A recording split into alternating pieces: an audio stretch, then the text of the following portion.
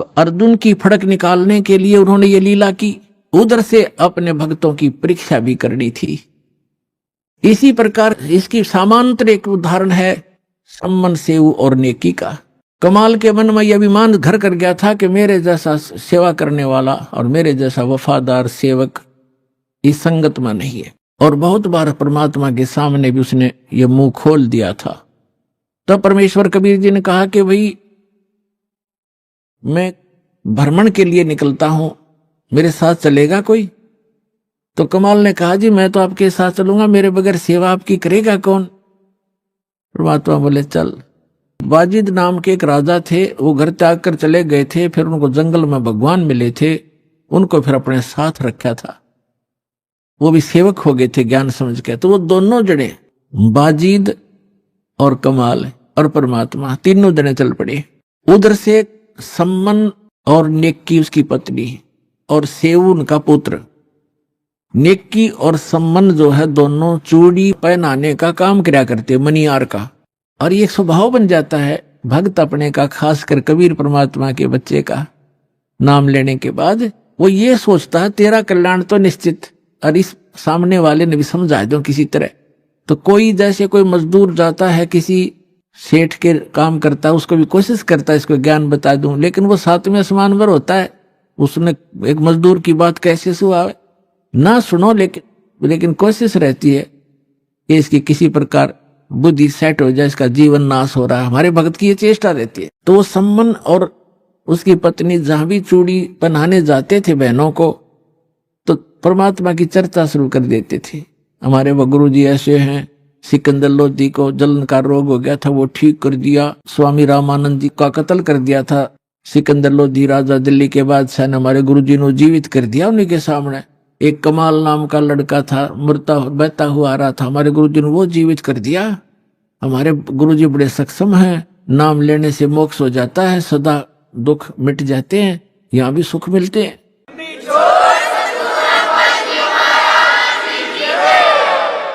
अपने आत्मा वो गरीब व्यक्ति चूड़ी बेच के गुजारा करें और मुश्किल से उनका निर्वाह चल रहा था, और वो समझाओ उन सेठों की धनी व्यक्तियों की पत्नियों को, लड़कियों को, तो उनका कैसे बात गले उतरे, बल्कि उल्टा वो चिढ़न लाएगी।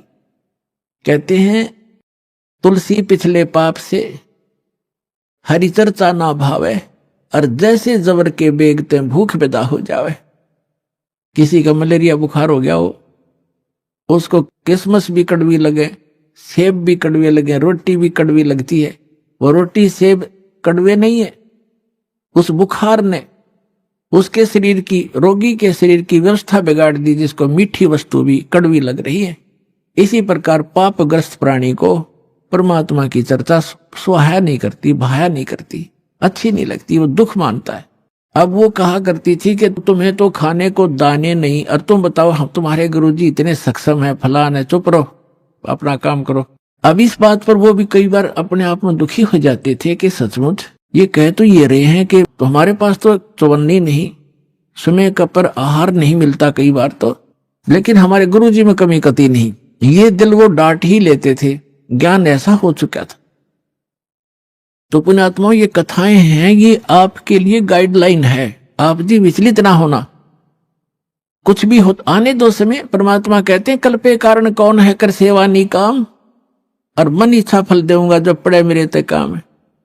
अब लोगों के नहीं सुनना, आपका फर्ज है किसी को समझाने का चेष्टा करते रहो, बताते रहो। एक भक्त कह रहा था कि मेरे ऐसे ऐसे घटना घट गई और ऐसी पशु मर गया एक, और मैं औरों को समझाता हूं तो मुझे कहते हैं बता तेरा क्या लाभ हुआ, हमें तो शिक्षा दे रहा है।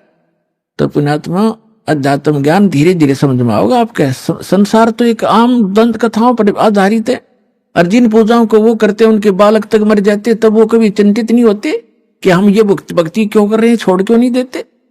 इसका कारण ये है जैसे रोगी दुर्घटनाग्रस्त हो गया और डॉक्टर के पास गया, डॉक्टर क्या करेगा, उसका ब्लड निकल रहा है तो सबसे पहले वो ब्लड रोकेगा। अगर ब्लड सारा निकल गया तो मृत्यु को प्राप्त हो जाएगा। अगर टांग टूट रही है, पीड़ा हो रही है, उसको नहीं छेड़ेगा, पहले सबसे पहले वो ब्लड रोकेगा उसका। ताकि ये रुक जाए और ये इसका जीवन रक्षा हो। वो कह रहा है रोगी खाए मर गया, टांग बहुत पीड़ा कर रही है, वो करती रहे, वो उसकी परवाह नहीं करेगा, पहले उसका जीवन रक्षा करेगा, वो ऑपरेशन करेगा जहां से ब्लड निकल रहा है। अब रोगी रो रहा है कि मेरी टांग टूटी फड़ी है, मुझे बहुत दुख हो रहा, तो कोई बात नहीं, क्या उस डॉक्टर से वो छिपा थोड़ा ही है, उसका नंबर आएगा तब उसको ठीक करेगा। तो इसी प्रकार आपने नाम ले लिया और आपका कोई भयंकर दुख आना था जिससे आपकी जीवन जाना था, तो आपके उस नाम की भक्ति से और आपके किए हुए दान पुण्य से पहले परमात्मा आपकी जीवन रक्षा करेगा, एक्सटेंड करेगा। थोड़ा बहुत घर में हानि हो भी गई उसको फिर पूरा कर देगा, उस समझ क्या देर लगे। तो इस प्रकार आप जी ने परमात्मा के इस अध्यात्म ज्ञान को समझकर इस सफर पर तब चल सकोगे। समाज तो अपने सतर का ज्ञान रखता ही है, उसको उतना ही ज्ञान है, आप चिंतित मत होना, लगे रहना। तो इसी आधार से वो सुनते भी रहते थे, फिर परमात्मा के ज्ञान से दृढ़ रहते थे, फिर भी कहीं ना कहीं जो एक बार नहीं 2 बार सुनाने से चिढ़ जाता था उसको छोड़कर अन्यों को वो सुनाते थे, अपना काम जारी रखा।